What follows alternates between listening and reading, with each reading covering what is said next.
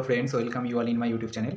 तो today I am going to share about my exam experience. तो मैं जो दिसंबर 2023 CSR नेट JRF एग्ज़ाम दिया था, तो मेरा क्या स्ट्रेटेजी था, मेरा क्या स्टडी प्लान था और एमएससी के साथ साथ कैसे मतलब अप्रोच किया था एग्ज़ाम को, आज एग्ज़ाम का मार्क्स और रैंक ये सब मतलब ठीक मतलब एग्ज़ाम क्वालिफाई करने के लिए मेनली, ठीक है। तो उसी के बारे में मैं आज डिस्कस करूँगा स्टेप बाय स्टेप, ठीक है। तो मैं आज ओनली मेरा जो अप्रोच था उसके बारे में डिस्कस करने जा रहा हूँ, ठीक है। तो फर्स्ट ऑफ ऑल मेरा IIT-JAM क्वालिफाई हो गया था। IIT-JAM क्वालिफाई होने के बाद मेरे को जब एमएससी में एडमिशन मिल गया था इंदौर, IIT इंदौर में, तो देन मैं मेरे पास ऑलरेडी जो IIT-JAM एग्ज़ाम के लिए थोड़ा बहुत स्टडी मटेरियल था। स्टडी मटेरियल मीन्स खुद का कुछ छोटा मोटा नोट्स था, ठीक है। खुद के लिए बनाया था, ठीक है। देन मैं क्या किया कि मैं देखा कि CSI नेट का जो सिलेबस है वो बहुत ही मतलब ह्यूज सिलेबस है, जो मतलब जैम की रिस्पेक्ट में, ठीक है ना। तो मैं क्या किया कि सोचा था कि मेरा लीनियर अलजेब्रा ठीक ठाक हो जाएगा और ऐसे ग्रुप थ्योरी और रियल एनालिसिस से मतलब थोड़ा बहुत मैं आगे कुछ प्रोसीड कर सकता हूँ, जो BSc वाला नॉलेज था और जैम का था। तो मैं क्या किया था, कॉलेज में एडमिशन मिलने के बाद मुझे पता था कि IIT में ऐसे असाइनमेंट होते हैं और प्रोजेक्ट वगैरह ये सब कुछ होता है, ठीक है। मतलब तो वो थर्ड सेम में आ जाएगा तो प्रेशर होगा। तो बट फर्स्ट सेम में भी क्विज होगा, थोड़ा बहुत एक दो टॉपिक का मतलब जो पेपर होता है उनका प्रेजेंटेशन होगा और मतलब असाइनमेंट ये सब होता है और प्रेशर होता है इन जनरल। जो उनका जो स्ट्रक्चर है, उनका जो जैसे 4 मंथ्स के अंदर सिलेबस कवर करना ये सब होता है, तो प्रेशर था। मतलब मुझे थोड़ा बहुत आइडिया था, मैं सीनियर्स को किसी को पूछा था, ठीक है। तो मैं मतलब तो मेरा जो प्लान था उस टाइम क्या था कि कॉलेज तो करना है, कॉलेज का क्लास भी करना है। उनका क्लास भी बहुत होता था, जैसे मॉर्निंग 9 AM से स्टार्ट हो जाता था और आफ्टरनून 3 बजे तक, मतलब इन जनरल एवरेज मान लोगे तो ठीक है। तो एक ह्यूज टाइम को क्लास करने के पीछे देना पड़ता था। तो मैंने क्या किया था कि क्लास तो कर लिया, क्लास में जो कुछ सर पढ़ाते थे वो मैं समझ लिया हूँ कि मतलब ऐसे हो रहा है, तो क्लास में मैं अच्छे से कॉन्सेंट्रेशन के साथ वो ऐसे कॉन्सेंट्रेट करके देख लिया हूँ कि ये क्लास में हो रहा है, वो तो ठीक है। उसके बाद मैं घर आ जाता था और खुद का सेल्फ स्टडी करता था। जैसे जो बुक्स होता है, मैं जैसे बोलूँगा कि जैसे लीनियर अलजेब्रा के लिए मैं हॉफमैन कोंच का बुक पढ़ता था, ठीक है। और उनके साथ साथ फ्रेडवर्क का बुक पढ़ता था। बट जो क्लास में बुक रिकमेंड किए थे वो था क्या बोलते हैं, एक डॉन राइट करके जो बुक है ना, तो वो वाला बुक क्लास के लिए प्रोफेसर रिकमेंड किए थे कि ये वाला बुक फॉलो करो। बट मैं वो नहीं करता था क्योंकि मुझे पता था कि वो क्लास के लिए बाद में देखेंगे, वो तो क्लास में जो होता था उसके लिए थोड़ा बहुत क्लास टाइम पे टाइम दिया हूँ, बट उसके बाद मेरे को सेल्फ स्टडी करना है। बट सेल्फ स्टडी के लिए मेरा चॉइस था हॉफमैन कोंच और फ्रेडवर्क को फॉलो करें, ठीक है। मेरे पास तो कोई हार्ड कॉपी होता नहीं था, मैं वो लैपटॉप से ही थोड़ा बहुत ऐसे PDF खोल के पढ़ता था, ठीक है। और बट मैं ये करता था, आपको पढ़ाई करना है, उनके साथ साथ शॉर्ट नोट्स बनाना है, तो मैं ऐसे बनाता था, ठीक है। वो तो शॉर्ट नोट्स बना लिया। शॉर्ट नोट्स बना लिया हूँ। शॉर्ट नोट्स बनाने के बाद मेरा ये स्ट्रेटेजी था। सपोज मैं लीनियर अलजेब्रा स्टार्ट किया था क्योंकि वो लीनियर अलजेब्रा BSc में अच्छा लगता था और वो थोड़ा सा आसान भी है कि एक बार समझ में आ जाए वो कंटिन्यू कर सकते हैं। और वो मतलब जो एक टॉपिक है जो पहले से ही आता है और आपका अच्छा लगता है आपको, देन वो टॉपिक को पहले स्टार्ट करोगे तो थोड़ा बहुत कॉन्फिडेंस आएगा ना। तो मेरा ऐसा प्लान नहीं था कि मुझे JRF ही क्लियर करना है। मेरा प्लान था फ्यूचर में भी टीचिंग प्रोफेशन के साथ ही रहना है। तो वो पता नहीं था कि IIT JEE का फैकल्टी मतलब जो ऐसे कुछ काम करना है, मतलब उनके लिए कोई कुछ मतलब उनको पढ़ाना है या फिर हार्ड मैथ्स पढ़ाना है। उस टाइम मैं खुद को टारगेट नहीं दिया था। तो इसीलिए मेरा ऐसा मोटिव मतलब ऐसा कोई स्ट्रेटेजी नहीं था कि मुझे JRF क्लियर ही करना है, बहुत एफर्ट देना है, ऐसा नहीं था। बट मेरा ये था कि जो सॉल्विंग होता है, जैसे बोलोगे नेट एग्ज़ाम का क्वेश्चन आप ना खुद ऐसे डायरेक्टली नहीं कर पाओगे। जैसे आपको ऐसा लग रहा है कि हो जाएगा, बट पार्ट सी में ना बहुत गलत हो जाते हैं। पार्ट सी में वो MSQ कौन सा ऑप्शन सही है, 3-4 ऑप्शन में से कभी-कभी एक ऑप्शन सही होता है, कभी-कभी 3 होता है, कभी-कभी 4 ऑप्शन सही होते हैं, तो 2 भी होते हैं। मतलब वो डिफ़िकल्ट है कि मतलब वो एग्ज़ाम टाइम में जो हॉल में प्रेशर होता है। तो मैं खुद को कभी टारगेट नहीं दिया था, तो मैं पहले लीनियर अलजेब्रा ऐसे कवर कर लिया हूँ। तो क्या करता था, तो कॉलेज में क्लास करता था, उसके बाद घर आ जाता था। बाकी टाइम मैक्सिमम टाइम जब वो सेमिस्टर मिड सेमिस्टर और एंड सेमिस्टर नहीं आया, तो उसके पहले मैं वही करता था कि मुझे बुक पढ़ना है, मुझे बुक से ही नॉलेज लेना है एंड उसके बाद शॉर्ट नोट्स बनाना है। मैं ऐसे वीडियो लेक्चर से कवर नहीं किया हूँ। मैं एक बार अनअकैडमी का सब्सक्रिप्शन भी लिया हूँ, बट मैं अनअकैडमी का सब्सक्रिप्शन 2 साल के लिए लिया था एक दोस्त के साथ, और 2-3 दोस्त मिल के, बट मतलब बात ये था, मैं उनको मतलब यूज़ ही नहीं किया हूँ, तो जो था, बट मेनली मैं बुक ही पढ़ता था। तो बुक से खुद का एक बार मैं ऐसे-ऐसे करके फर्स्ट सेमेस्टर एंड तक मैं शॉर्ट नोट्स बना लिया था ऑलमोस्ट, बट कुछ-कुछ अप्लाइड का टॉपिक छूट रहा था। बट आफ्टर सेकंड सेमेस्टर ऐसे 20 डेज़ का मेरे को टाइम मिला था। उसके बाद ही सीएसआई नेट जो जून 2023, हाँ, जून 2023 और दिसंबर 2022 का जो मार्च एग्ज़ाम हुआ था, तो वो एग्ज़ाम का डेट था। तो बीच में वैसे मेरे पास आफ्टर सेकंड सेमेस्टर 20 दिन का छुट्टी था। तो मैं उस टाइम क्या किया था, मेरा एप्लाइड पोर्शन उतना अच्छा नहीं था। मैं बोल रहा हूँ, मेरा मतलब कैलकुलेशन करना मेरे को अच्छा लगता है, बट प्रॉब्लम ये है, एप्लाइड के लिए टाइम देना पड़ता है। एप्लाइड तो ऐसा नहीं है कैलकुलेशन है, उनके लिए तो रिजल्ट पता करना है और उसको कैसे अप्रोच करना है। जैसे COB, calculus of variation, integral equation, लोग बोलते थे कि फार्मूला से डायरेक्ट लगाओगे, मतलब ऐसे फार्मूला पता है एग्जाम में हो जाएगा। हाँ, हो जाएगा, बट फिर भी आपको 2-4 क्वेश्चन प्रैक्टिस करना पड़ता। तो मैं ऐसे सेमेस्टर के बाद घर गया था, मेरे पास 20 दिन था और मेरा उस टाइम हेल्थ भी ख़राब हो गया था, तो उसके पीछे 4-5 दिन चला गया था। मेरे पास बच रहा था 15 डेज़, तो 15 डेज़ में क्या करें? पहले मैं नोट्स बना लिया था कि जैसे मेरा खुद का, तो नोट्स बना लिया हूँ, तो वो ठीक है, तो वो ऑलमोस्ट ऑल टॉपिक कवर हो गया था। मैं तो प्रोबेबिलिटी स्टैटिस्टिक्स पार्ट को मैं छोड़ दिया था, उसको नहीं किया था, ठीक है? तो मेरे पास था मार्कअप चेन का थोड़ा बहुत मैं नोट्स बनाया था, वो भी कुछ यूट्यूब और जीपी सर का कुछ 1-2 वीडियोज़ देख के शायद बनाया था। वो मार्कअप चेन है, मार्कअप चेन पढ़ लिया था। बाकी ओडी-पीडी मेरा कॉलेज में बहुत अच्छे से पढ़ाए थे सर ने, और जैसे कॉम्प्लेक्स एनालिसिस, अलजेब्रा, मतलब एब्स्ट्रैक्ट अलजेब्रा, ये सब बहुत अच्छे से हुआ था। तो वो एक बहुत एडवांटेज है। मैं पहले सोचता था कि आईआईटी में चला आया हूँ, आईआईटी का टैग तो मिल गया, बट प्रॉब्लम ये है, मुझे टीचिंग फील्ड में रहना है। सपोज़ मुझे नेट गेट क्रैक करना है, तो एमएससी के साथ-साथ नहीं हो पाएगा, बहुत प्रेशर है। बट कभी-कभी एडवांटेज भी होता है, जैसे आईआईटी का जैसे कोर्स स्ट्रक्चर था और सुइटेबल टॉपिक के लिए जैसे टीचर मिल जाता है कभी-कभी। All teachers are good, but still there are some extraordinary teachers, मतलब वो लोग जैसे जब पढ़ते हैं ना, वो बहुत ही एडवांटेज मिल जाता है, ठीक है? तो देन क्या किया था, वो तो हो गया। देन वो जो 15 डेज़ बच रहा था, मैं 3-4 दिन के अंदर मेरा अप्लाइड पोर्शन का, मैं मेरे पास नोट है बट मैं रिजल्ट्स पूरा भूल गया हूँ, तो वो रिवीजन कर लिया था। देन जैसे 2022 का, 2021 का जो क्वेश्चंस था लास्ट 2-3 साल का, मैं ऐसे ट्राई कर रहा था। मैं टेस्ट सीरीज़ जॉइन नहीं किया था। मतलब टेस्ट सीरीज़ मीन्स जो अवेलेबल मिल रहा था पीडीएफ्स वगैरह टेलीग्राम से, वो भी मैं नहीं देख रहा था, क्योंकि टाइम ही नहीं मिल रहा था और कॉन्फिडेंस भी डाउन हो जाएगा नहीं हो रहा। तो मेरे साथ वही हुआ कि मैं प्रीवियस ईयर्स लगा रहा था, वो तो प्रीवियस ईयर्स ट्राई किया था, बट प्रॉब्लम ये हो रहा था कि 70% क्वेश्चन का आंसर गलत हो रहा है। एक दिन ट्राई किया हूँ 2-3 घंटा, देन सोचा कि छोड़ देते हैं, मेरा नेगेटिव माइंड हो जाएगा, मतलब ऐसे ही बहुत ही नेगेटिविटी माइंड में होता है मेरा। तो मैं ऐसे देन सोचा कि क्वेश्चन नहीं सॉल्व कर रहा हूँ, फिर से वो जो मेरा शॉर्ट नोट्स है उसको एक बार रिवीजन कर लेते हैं, और जो डिप्स का जो वॉल्यूम 1 वॉल्यूम 2 है उनको फॉलो करके मैं थोड़ा बहुत उसके अंदर तो सॉल्यूशन दिया ही हुआ होता, और उसको देख रहा था जितना टाइम मिला था एंड तक, एग्ज़ाम देने के पहले तक। तो मैं देख रहा था वो लोग कैसे प्रोसीड कर रहा है, बट अब करना क्या है, मैं जो काम किया था वो बहुत ही अच्छा किया था कि मैं पार्ट सी के लिए देख रहा था कि पार्ट सी का एक-एक टॉपिक से मतलब जो क्वेश्चन आते हैं ना, उनका टाइप क्या है, वो लोग क्या क्वेश्चन में पूछते हैं। जैसे पार्ट सी में एमएसक्यू है, तो एमएसक्यू के लिए सपोज़ 3-4 क्या बोलते हैं, ऑप्शन भी सही हो सकता है, ठीक है?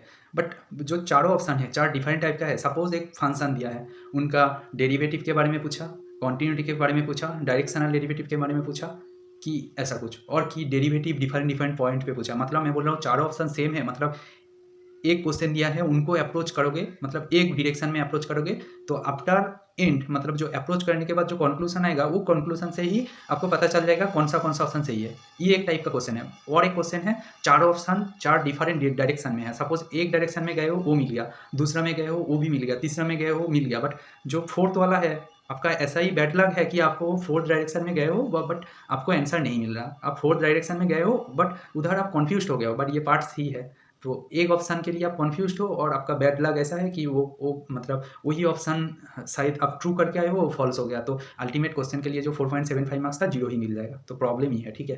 तो दिमाग में ऑलवेज नेगेटिविटी आ जाते हैं। हम लोग जैसे एग्जाम का प्रिपरेशन करते हैं, बट एग्जाम हॉल में ऐसा ही नेगेटिविटी आता है, ठीक है? मेरा भी आता था, सबका ही।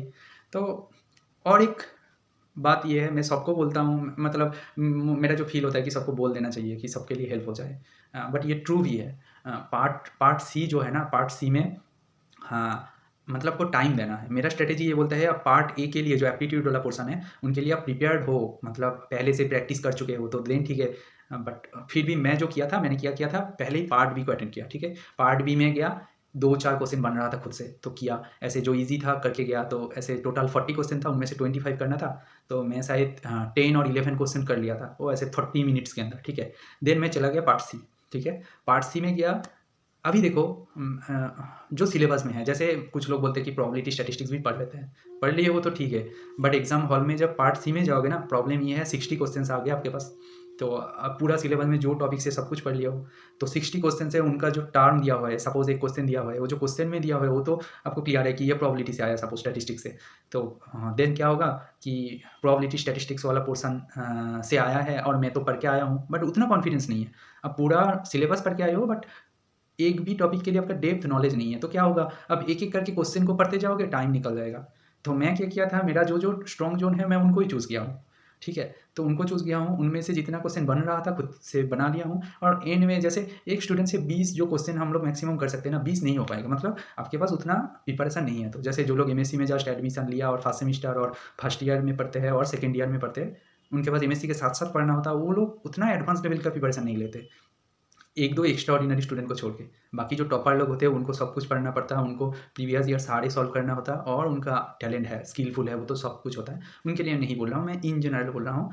तो आपसे 20 क्वेश्चन सॉल्व नहीं हो पाएगा, मेरे से भी नहीं हो रहा था, तो एट द एंड भी नहीं हो रहा था। तो 16-17 क्वेश्चन आप कर दोगे कि सपोज ये मोस्ट प्रोबेबली सही है, उनमें से भी सपोज 17 किए हो, 3 क्वेश्चन ऐसे ही छूट गया, बट उसको छोड़ना नहीं है, क्योंकि उधर नेगेटिव मार्क्स नहीं है, तो कुछ भी मतलब टाइम नहीं मिल रहा, फिर भी कुछ भी 1-2 रैंडम ऑप्शन चूज़ करके चलाना, क्योंकि गलती से भी कभी-कभी हो जाता है, कभी-कभी कि सपोज तुम 2 ऑप्शन चूज़ करके आ गए हो, सपोज सही हो गया तो बहुत एडवांटेज है, 4.75 मार्क्स बहुत होता है, बट उसको छोड़ दिया तो 17 क्वेश्चन है। 17 से भी 2-3 क्वेश्चन ऐसा होगा, वो बहुत आसान है। सपोज तुम एब्स्ट्रैक्ट अलजेब्रा में बहुत स्ट्रॉन्ग हो, एब्स्ट्रैक्ट अलजेब्रा से एंड कॉन्फिडेंट भी हो, ये क्वेश्चन तो मेरा एकदम जोन का है, मेरा तो ये सही होगा, मैं सही करके आया हूँ। बट सीएसआर नेट का जो देखा हूँ कि सीएसआर नेट में ऐसा होता है कि वो लोग जो क्वेश्चन में ऑप्शंस देते हैं ना, उनका जो ऑप्शंस का मीनिंग हम लोग जैसे जो रीड करने के बाद जो हम लोग समझ लेते हैं, स्टूडेंट जो कैंडिडेट एग्जाम देते हैं, बट वो लोग कुछ दूसरा ही कुछ और मीन करते हैं। मतलब समझ रहे हो कि जैसे मतलब मैं सोच लिया हूँ इनका मीनिंग कुछ है, बट वो लोग जब फाइनल आंसर की देंगे ना, उस टाइम आप इनडायरेक्टली सोचोगे तो वो ऑप्शन का मीनिंग कुछ और था, क्योंकि उनका फाइनल आंसर की ही फाइनल है, वो तो चेंज नहीं होगा। तो वो लोग चेंज नहीं कर रहे, इसका मतलब ये है कि वो ऑप्शन सही है बिल्कुल, क्योंकि वो लोग चेंज नहीं कर रहे। तो देन तुमको इनडायरेक्टली सोचना है कि ये ऑप्शंस का मीनिंग कुछ और था। तो ऐसे-ऐसे करके 2-3 क्वेश्चन छूट जाएगा। तो बच रहा है ऐसे 14 टू 15 क्वेश्चन बच रहा है। तो 14 टू 15 क्वेश्चन में से आपका सिली मिस्टेक भी होगा। तो ऐसे-ऐसे करके आप ऐसे 11, 12 और 13 क्वेश्चन सही कर दोगे ना पार्ट सी से, और पार्ट ए भी थोड़ा बहुत 10 मार्क्स कर दोगे, मिनिमम बोल रहा हूँ, ठीक है? तो कर दोगे, और पार्ट बी से तो कुछ करोगे तो जेआर निकल जाएगा आसानी से। जनरल मतलब 110 मार्क्स इन जनरल तुम लेके आओगे तो हो जाएगा। मेरा पार्ट सी में 12 क्वेश्चन सही हुआ था, मेरा 57 मार्क्स मिल गया था, और पार्ट बी से शायद 40 के आसपास कुछ मिला था, और पार्ट ए से 15 के आसपास मिल गया था। बट मैं बहुत खुश था, बट अभी भी खुश हूँ, क्यों? क्योंकि मुझे पार्ट ए से 14 मार्क्स और 14 मार्क्स मिला शायद, ठीक है? 14 नहीं, मेरा 13.5 मार्क्स मिला है, ठीक है? 13.5 मार्क्स मिला है। मतलब एक गलत हो गया था, मैं 8 क्वेश्चन अटेंड किया था, तो मेरा वो एक गलत हो गया था, तो 7 सही हुआ था। बट मैं टाइम दिया था बस 20 मिनट टाइम दिया था, ऐसे 15 टू मतलब 17-18 मिनट्स टाइम दिया था, ठीक है? कुछ लोग बोलेंगे कि मैं तो 20 मिनट में ही पार्ट ए का 30 मार्क्स लेके आ गया हूँ, ठीक है, वो तो बहुत ही एक्स्ट्राऑर्डिनरी है। मैं इन जनरल बात कर रहा हूँ। तो मेरा पार्ट ए का बिल्कुल प्रिपरेशन नहीं था, तो मैं अटेंड किया था, तो 20 मिनट टाइम दिया और उतना मार्क्स बन गया, काफ़ी था। तो मेरा जो बोल रहा था, पहले पार्ट बी अटेंड किया हूँ, 40 मिनट्स लगाया, 10 टू 11 क्वेश्चन हो गया, देन पार्ट सी में चला गया हूँ। पार्ट सी में जाने के बाद पार्ट सी के पीछे ऑलमोस्ट 1 घंटा टाइम दे दिया था, और मैं ऐसे 14-15 क्वेश्चन कर दिया था, कि मुझे लग रहा था कि ये सही है, ठीक है, कर दिया था। और देन मैं पार्ट ए में गया और 20 मिनट टाइम दे दिया, 20 के आसपास टाइम दिया कि जितना हो पाएगा। तो मेरा कॉन्फिडेंट आ रहा था, वो 7-8 क्वेश्चन के पीछे मैं कर दिया था। एक शायद गेस कर दिया और कुछ गलत हो गया था, बट ठीक है, मैं 8 को किया था, एक गलत हो गया था, बाकी तो 7 सही था। बट फिर से मैं गया पार्ट सी में, पार्ट बी में नहीं गया हूँ, पार्ट सी में गया। देन ट्राई किया, क्योंकि पार्ट सी में कॉन्फिडेंस है, उधर तो नेगेटिव नहीं है, और 20 क्वेश्चन मैक्सिमम है, मैं तो 20 अटेंड करके आ जाऊँगा। वो गलत है, सही है, वो कोई मतलब नहीं, क्योंकि नेगेटिव तो नहीं है। तो गया, तो देन मेरा पार्ट सी में 18 तक कर दिया, और 2 क्वेश्चन बच रहा था, उसको छोड़ दिया कि एंड में कुछ भी लगा देंगे, ठीक है? तो देन आ गया हूँ पार्ट बी। पार्ट ए में और नहीं गया हूँ, बिल्कुल नहीं, क्योंकि पार्ट ए कोई कॉन्फिडेंस नहीं है, कोई प्रिपरेशन नहीं है, नथिंग, तो मैं नहीं गया हूँ। इंग्लिश भी उतना अच्छा है नहीं कि ऐसे कुछ अनसीन वगैरह कुछ पढ़ लेंगे या मतलब जल्दी से हो जाएगा। टाइम मैनेज करना है, 1 घंटा दिया हूँ तो मेरा भी 26, 28, 30 भी आ ही सकते हैं क्योंकि 5 अल्टरनेटिव है, 1 घंटा टाइम बहुत होता है। बट मैं अभी गया हूँ पार्ट बी में, मेरे पास बच रहा है ऑलमोस्ट 35 मिनट्स, ठीक है। बट पार्ट बी में गया हूँ और पार्ट बी में और क्या बोलते हैं 3-4 क्वेश्चन कर दिया था, तो 3-4 क्वेश्चन कर दिया था। करने के बाद ऐसे 13-14 क्वेश्चन बन गया। मतलब वो करने में टाइम लग रहा था, थोड़ा बहुत कैलकुलेटिव था। मुझे पता था कि ये तो मेरे को आता है, बट उस टाइम पहले नहीं गया था कि टाइम चला जाएगा, बट बाद में कैलकुलेशन करके दोबारा कर दिया। देन गया हूँ पार्ट सी में गया, थोड़ा बहुत रिविज़न दिया कि जो किया हूँ सही है कि नहीं, क्योंकि मेरा दिमाग में है कि पार्ट सी से गलत हो गया तो सब कुछ जाएगा। इधर तुम बहुत खुश हो कि मेरा एग्ज़ाम बहुत अच्छा गया, बट पता ही नहीं चला पार्ट सी में शायद 2-2 ऑप्शन सही करके आए हो, 3-3 सही है और 1-1 सही है, तो ऑल क्वेश्चन में 0-0 मिल गया। ऐसा होता है। मतलब मैं किसी को डिमोटिव नहीं कर रहा, वही रियलिटी है। एग्ज़ाम हॉल में हमारा प्रेशर होता है क्योंकि हम सब लोग पढ़ते हैं, बहुत अच्छे से पढ़ते हैं, बहुत अच्छा नॉलेज लेके ही एग्ज़ाम देने जाते हैं, बट फिर भी गलत हो जाते हैं, ठीक है ना। तो उसके बाद क्या किया, पार्ट बी में आ गया। मेरा ये एवरी टाइम का है। मैं गेट एग्ज़ाम भी दिया हूँ, वो फर्स्ट सेमेस्टर में ही दिया था, और उसके पहले जो जैम एग्ज़ाम दिया था सेम। मतलब मैं एंड का जो 20 मिनट और 15 मिनट बचता है ना, उस टाइम मेरा ऑलवेज लॉस होता है, कुछ मतलब गेन नहीं होता। मैं क्या करता हूँ, मतलब ये कभी मत करना।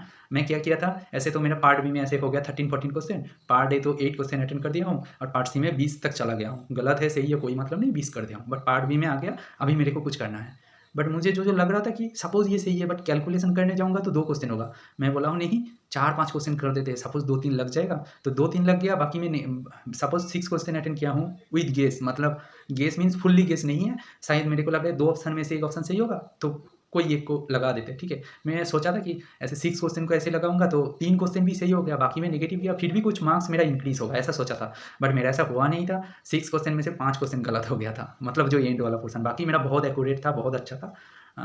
मतलब जितना मैं अटेंड किया था, क्योंकि मेरा उतना प्रीवियस ईयर्स भी प्रैक्टिस नहीं है, मेरा बस थ्योरेटिकल नॉलेज के ऊपर ही डिपेंड करके गया हूँ, ठीक है। और मेरा इतना भी फोकस नहीं था कि मुझे ये सब करना है, मैं तो बस सोचा था कि मेरा नेट हो जाए।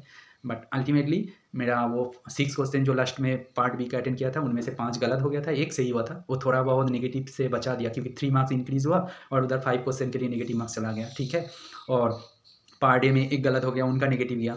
बाकी पार्ट बी में जो किया था लगभग सही था, पहले जो किया था ना मेरा नेगेटिव नहीं गया था। तो इसी के चलते मेरा मार्क्स आया था 111 और कट ऑफ शायद 108 पॉइंट समथिंग था मेरा। जैसे सपोज़ मानो मेरा पार्ट बी का और एक क्वेश्चन गलत हो जाता तो मेरा जेआरएफ नहीं होता, तब नेट हो जाता, क्योंकि 108 हो जाता और थोड़ा बहुत पॉइंट कुछ कम हो जाता, तो but cut off 108 point something था और मेरा जेआरएफ निकल गया था। मैं बहुत खुश था। और बट ये प्रॉपर वे तो नहीं है आपको प्रिपरेशन करने के लिए, आपको ऑलवेज सेफ जोन के लिए जाना है। तो उनके लिए आपको मतलब मैं जो जैसे किया था ऐसे करके आपका जेआरएफ निकल जाएगा, बट आपको और सेफ जोन में जाना है तो प्रीवियस ईयर्स 3-4 साल का सॉल्व करना है। मैं जैसे सॉल्व करने गया था, बट मुझे नेगेटिविटी आ गया था कि ऐसे गलत हो रहा है, और उस टाइम बहुत कुछ दिमाग में होता है, क्योंकि उस टाइम देखो खुद से मैं पर्सनली बोल रहा हूँ, मेरा माइंड में ऐसा होता था, सबका ही होगा शायद, जैसे सबका दिमाग में ये है कि ये तो प्रीवियस ईयर्स का क्वेश्चन है, ये जब सामने बैठ के मैं ट्राई कर रहा हूँ ये तो हो रहा है। एक क्वेश्चन का सॉल्यूशन मेरे से हो गया, बहुत इंटरेस्टिंग प्रॉब्लम है, बट उस टाइम खुशी नहीं लगता कि ये तो प्रीवियस ईयर्स का है अभी हो गया, बट यही एग्जाम हॉल में मेरा जब लाइव एग्जाम के टाइम आएगा उस टाइम गलत हो जाएगा, ऐसा नेगेटिविटी आता है।